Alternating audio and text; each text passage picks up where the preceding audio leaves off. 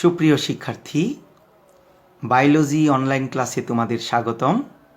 সবাইকে নতুন 2021 সালের শুভেচ্ছা জানিয়ে আজকে বায়োলজি ক্লাস শুরু করছি। আমি অপূর্ব কুমার বণিক, প্রভাষক উদ্ভিদবিদ্যা, সরকারি জিল্লুর রহমান মহিলা কলেজ, ভৈরব, কিশোরগঞ্জ। আজকে আমরা যে বিষয়টি নিয়ে আলোচনা করব তা হলো নিউক্লিক অ্যাসিড। এই অধ্যায় শেষে ডিএনএ কি আমরা তা বলতে পারবো, ডিএনএর বিভিন্ন অংশ চিহ্নিত করতে পারবো, ডিএনএর ভৌত গঠন সম্পর্কে বর্ণনা করতে পারবো, নিউক্লিওটাইড নিউক্লিওসাইড কি তা বলতে পারবো, ডিএনএর রাসায়নিক গঠন সম্পর্কে বর্ণনা করতে পারবো এবং ডিএনএর বিভিন্ন কাজ সম্পর্কে আমরা বলতে পারবো। তাহলে প্রথমেই শুরু করা যাক। নিউক্লিক অ্যাসিড বলতে আমরা কি বুঝি? আমরা জানি জীবদেহে প্রতিটি সজীব কোষের নিউক্লিয়াসে অম্লধর্মী যে রাসায়নিক পদার্থটির মাধ্যমে জীবের সকল প্রকার বৈশিষ্ট্য প্রকাশিত ও নিয়ন্ত্রিত হয় তাকেই বলা হয় নিউক্লিক অ্যাসিড। আমরা জানি নাইট্রোজেন ক্ষারক যথা adenine, guanine, cytosine, thymine, uracil, pentose sugar, 5 carbon শর্করা যেমন রাইবোজ, ডিঅক্সিরাইবোজ এবং ফসফরিক অ্যাসিডের সমন্বয়ে গঠিত যে সকল পদার্থ জীবের বংশগতির ধারাসহ সকল জৈবিক কার্যক্রম নিয়ন্ত্রণ করে তাদের নিউক্লিক অ্যাসিড বলে।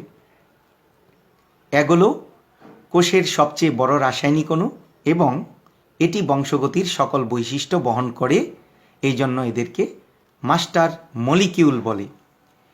আমরা জানি নিউক্লিক অ্যাসিডকে যদি আমরা হাইড্রোলাইসিস করি তাহলে 3টি প্রধান উপাদান পাই, যথা পেন্টোজ সুগার, নাইট্রোজেন গঠিত ক্ষারক এবং ফসফরিক অ্যাসিড বা ফসফেট গ্রুপ। পেন্টোজ সুগার কি? আমরা জানি যে সমস্ত সুগার 5 কার্বন বিশিষ্ট তাদেরকেই বলা হয় পেন্টোজ সুগার। রাইবোজ সুগার হতে পারে, রাইবুলোজ হতে পারে, তবে রাইবুলোজ তো আর ডিএনএতে থাকে না, এখানে রাইবোজ এবং ডিঅক্সিরাইবোজ। রাইবোজ থাকে আরএনএতে এবং ডিঅক্সিরাইবোজ হচ্ছে ডিএনএতে থাকে। রাইবোজ এবং ডিঅক্সিরাইবোজ সুগারের ক্ষেত্রে কিছু পার্থক্য দেখা যায়, যথা রাইবোজ সুগারের ক্ষেত্রে 2 নম্বর কার্বনে OH এর বিপরীতে H থাকে, কিন্তু ডিঅক্সিরাইবোজ সুগারের ক্ষেত্রে ডিঅক্সি মানে অক্সিজেন ছাড়া অর্থাৎ 2 নম্বর কার্বনে OH এর পরিবর্তে থাকে H। তোমরা চিত্রে লক্ষ্য করছো ডিঅক্সিরাইবোজ সুগারের 2 নম্বর কার্বনে শুধুমাত্র H থাকে, হাইড্রোজেন থাকে, অক্সিজেন থাকে না। এরপর নাইট্রোজেন গঠিত ক্ষারক। আমরা জানি নাইট্রোজেন গঠিত ক্ষারকের মধ্যে রয়েছে অ্যাডেনিন, গুয়ানিন, থাইমিন, সাইটোসিন এবং ইউরাসিল। এরপর রয়েছে ফসফরিক অ্যাসিড। এবারে আসছি নিউক্লিওটাইড বলতে আমরা কি বুঝি। আমরা জানি এক অণু পেন্টোজ সুগার, এক অণু নাইট্রোজেন বেস এবং এক অণু অজৈব ফসফেটের সমন্বয়ে যে যৌগ গঠিত হয় তাকে নিউক্লিওটাইড বলে। মূলত নিউক্লিওসাইডের সাথে অজৈব ফসফেট যুক্ত হয়েও নিউক্লিওটাইড গঠিত হতে পারে। এবারে আসছি নিউক্লিওসাইড। আমরা জানি এক অণু পেন্টোজ সুগার, এক অণু নাইট্রোজেন বেস রাসায়নিকভাবে যুক্ত হয়ে যে যৌগ গঠিত হয় তাকে নিউক্লিওসাইড বলে। মূলত পিউরিন ও পাইরিমিডিন জাতীয় নাইট্রোজেন ক্ষারকের সাথে এক অণু পেন্টোজ সুগার রাসায়নিকভাবে যুক্ত হয়ে নিউক্লিওসাইড গঠিত হয়।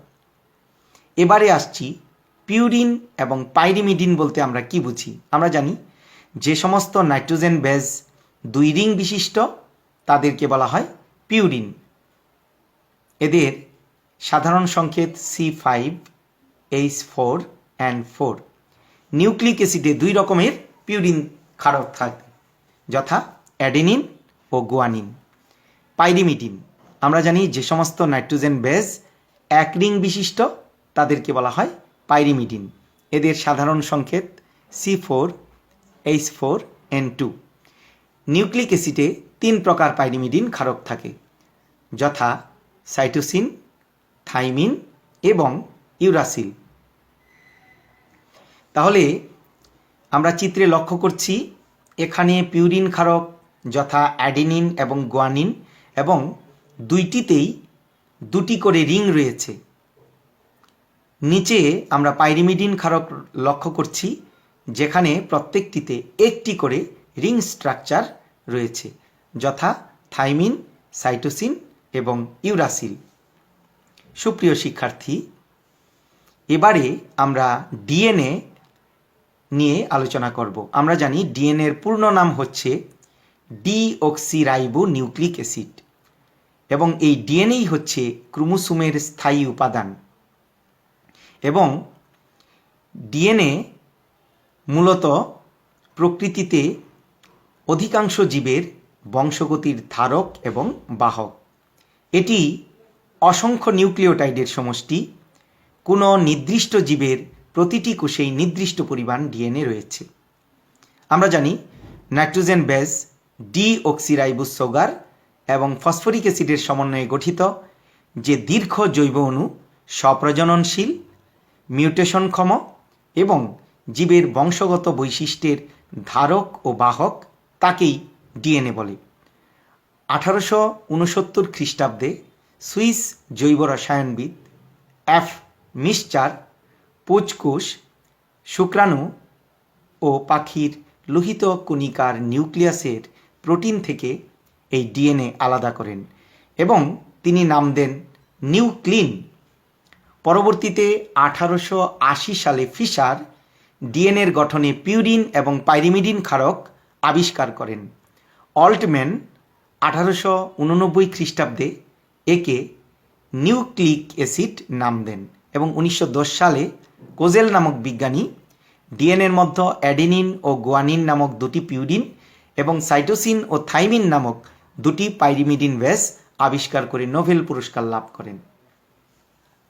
সুপ্রিয় শিক্ষার্থী, 1953 সালে জেডি ওয়াটসন এবং এফএইচসি ক্রিক বিভিন্ন পরীক্ষা নিরীক্ষার মাধ্যমে ডিএনএর একটি মডেল প্রস্তাব করেন এবং তারা এই মডেলগুলি তৈরি করেন।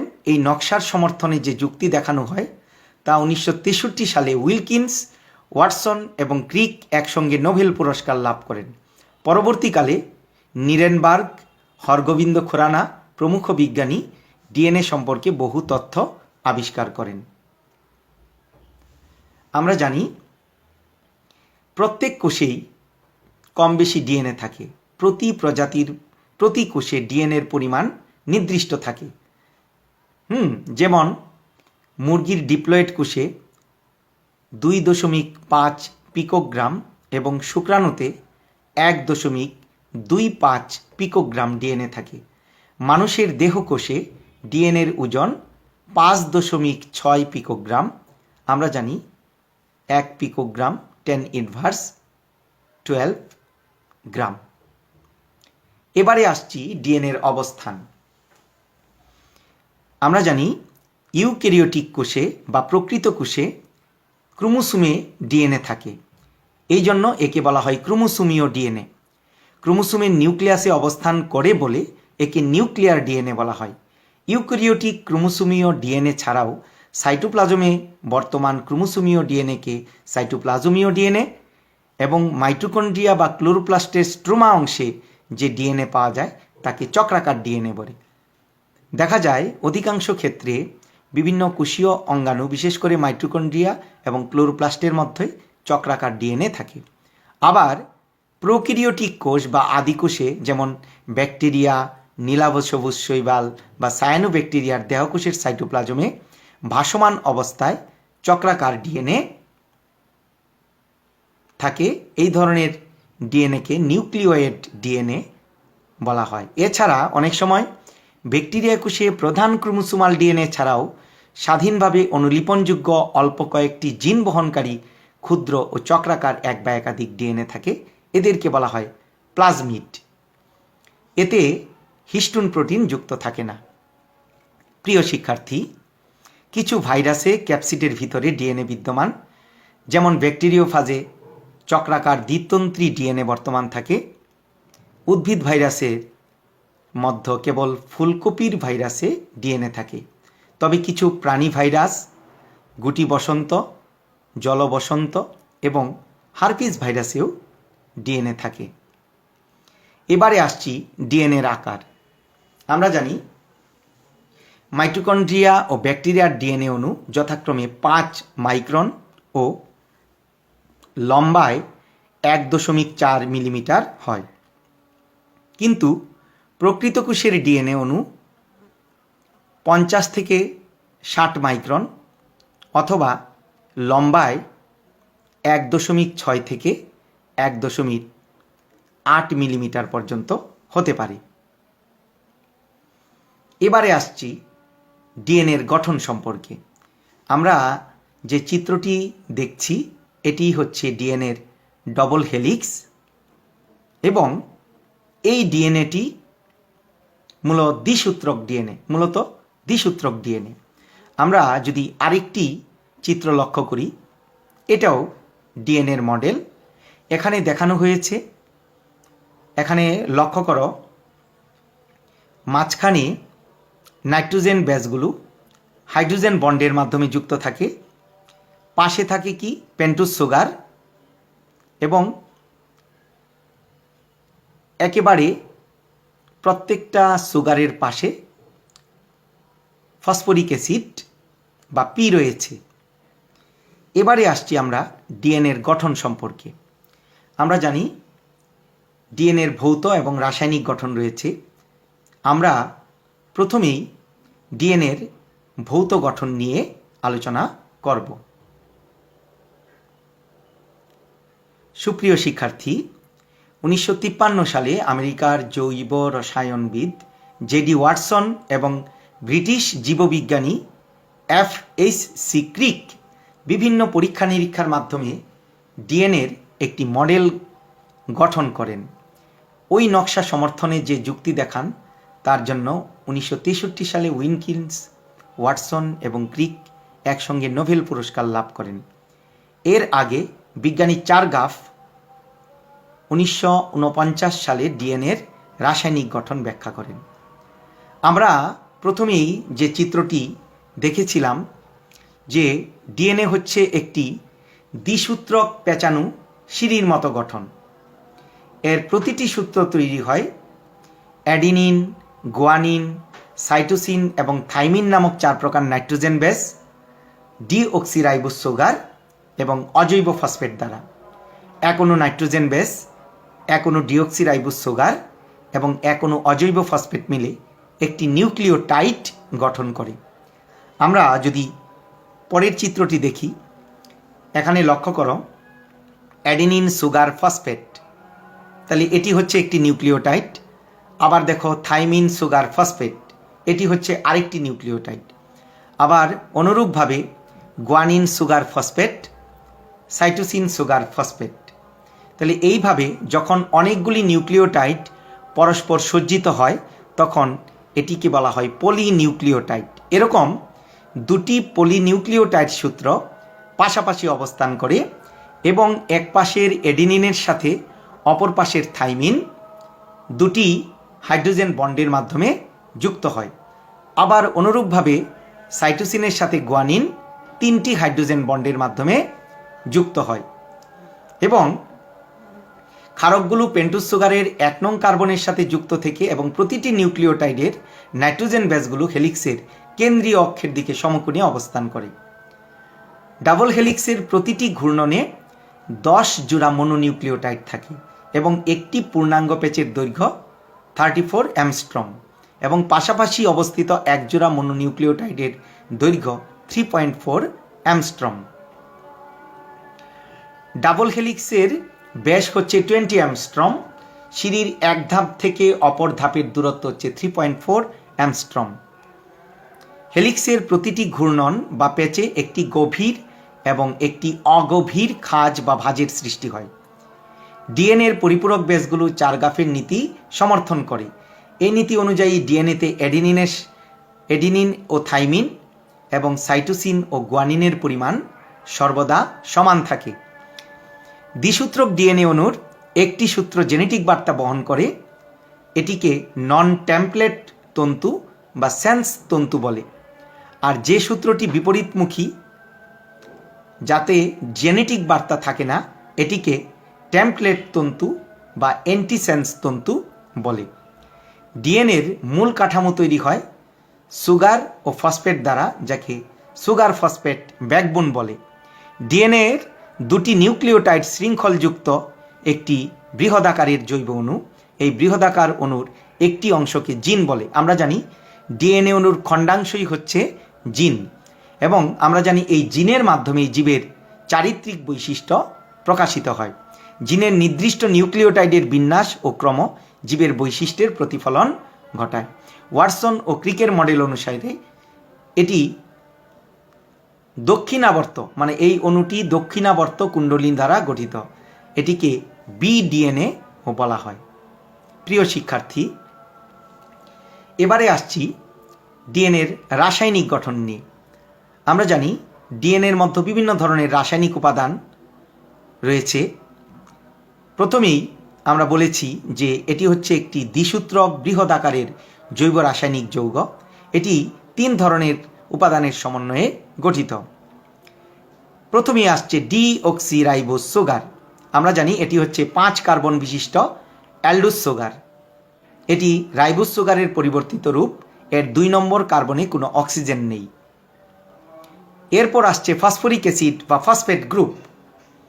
এর আণবিক সংকেত H3PO4। নিউক্লিক অ্যাসিডের অন্যতম গাঠনিক উপাদান।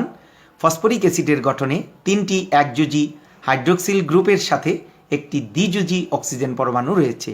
এগুলো মিলে 5 যোজী ফসফরাস অণুর সাথে সংযুক্ত থাকে। নাইট্রোজেন ক্ষারক বা নাইট্রোজেন বেজ। আমরা জানি ডিএনএতে 2 ধরনের নাইট্রোজেন বেজ বা ক্ষারক থাকে, যথা পিউরিন ও পাইরিমিডিন। আমরা জানি যে সমস্ত নাইট্রোজেন বেজ 2 রিং বিশিষ্ট তাদেরকে বলা হয় পিউরিন, যথা অ্যাডেনিন এবং গুয়ানিন। আর যে সমস্ত নাইট্রোজেন বেজ 1 রিং বিশিষ্ট তাদেরকে বলা হয় পাইরিমিডিন, যথা সাইটোসিন ও থাইমিন। এবারে আসছি ডিএনএর কাজ। আমরা জানি ক্রোমোসোমের গাঠনিক উপাদান হিসাবে ডিএনএ গুরুত্বপূর্ণ ভূমিকা পালন করে এবং বংশগত চরিত্রের ধারক ও বাহক। এটি জীবের সকল বৈশিষ্ট্য নিয়ন্ত্রণ করে, প্রোটিন সংশ্লেষণ করে, অনুলিপন প্রক্রিয়ায় জীবের জাতিসত্তা অটুট রাখে, জীবের সকল বিপাকীয় কার্যাবলী নিয়ন্ত্রণ করে, সকল ফিজিওলজিক্যাল ও জৈবিক কার্য নিয়ন্ত্রণ করে। ডিএনএ প্রজাতি শনাক্তকরণে ভূমিকা রাখে এবং মিউটেশনের মাধ্যমে জীবে বৈশিষ্ট্যের পরিবর্তন ঘটায়। আমরা জানি মিউটেশনটা কি? বংশানুসরণযোগ্য জিনের স্থায়ী পরিবর্তনকে মিউটেশন বলে। এবারে আসছি বংশগতি বস্তু হিসাবে ডিএনএর অবদান। আমরা জানি ডিএনএ দ্বারাই কোষে বিভাজনের সময় এক নির্ভুল প্রতিলিপি সৃষ্টি হয়। ডিএনএ বংশগতির সকল প্রকার জৈবিক সংকেত বহন করার ক্ষমতা রাখে। কোষের জন্য নির্দিষ্ট ধরনের আরএনএ ও প্রোটিন সংশ্লেষণ করে। ডিএনএ অণুতে জিন আকারে জীবের সকল বৈশিষ্ট্য সংরক্ষিত থাকে। এটি প্রত্যক্ষ বা পরোক্ষভাবে কোষের সমস্ত জৈবিক ক্রিয়াগুলিকে নিয়ন্ত্রণ করে। সুপ্রিয় শিক্ষার্থী, এতক্ষণ আমরা ডিএনএর ভৌত ও রাসায়নিক গঠন নিয়ে আলোচনা করলাম। এবারে আমি তোমাদের কিছু হোমওয়ার্ক দিব, যথা সময়ে এগুলি তোমরা করবে। যেমন পিউরিন ও পাইরিমিডিন ক্ষারক কাকে বলে? ডিএনএর 3টি কাজ লিখো। ডিএনএর রাসায়নিক গঠন লিখো। তোমাদের আবারও আন্তরিক ধন্যবাদ জানিয়ে আজকের মতো এখানেই বিদায় নিচ্ছি। ধন্যবাদ।